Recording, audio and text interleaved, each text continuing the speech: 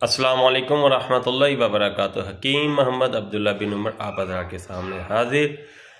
मैं कहीं सफ़र पे हूँ अपने चंद दोस्तों के साथ। वहाँ पे शुगर के मौजू पे गुफ्तगू हुई। अहले इलाका ने भी काफ़ी मौज़ूआत पे नुस्खे पूछे। जो आज का हमारा मेन टॉपिक था वो शुगर था।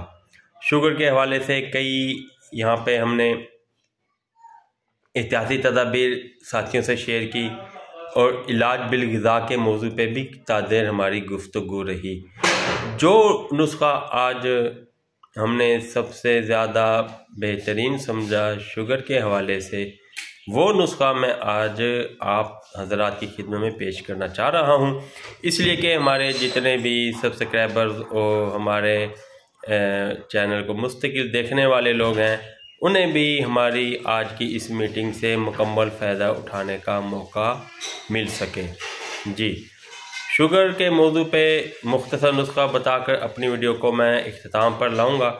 जिन साथियों को शुगर है, खा वो मर्द हैं या औरत हैं या उम्र के किसी भी हिस्से में हैं, अक का पौधा हर इलाके में बआसानी मैसर है। ना भी हो तो आप उसे बआसानी अरेंज कर सकते हैं।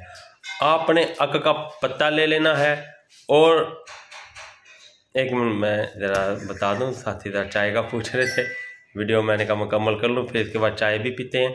और शुगर के मरीज़ भी चाय पी सकते हैं। शुगर के मरीज़ों को चाय में कोई मज़ायका नहीं।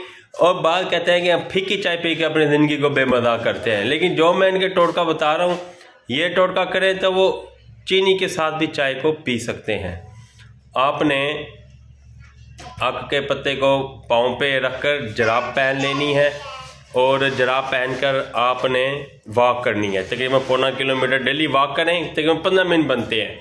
तो उसके बाद आप अक के पत्ते को निकाल दें, डेली ये पत्ता चेंज करें और आप पूरे 25 दिन के बाद अपना शुगर का टेस्ट कराएं और मुझे आप व्हाट्सएप पे या कमेंट पे रब्ता करें। ठीक, अगली वीडियो तक इजाज़त दें। अल्लाह हाफिज़।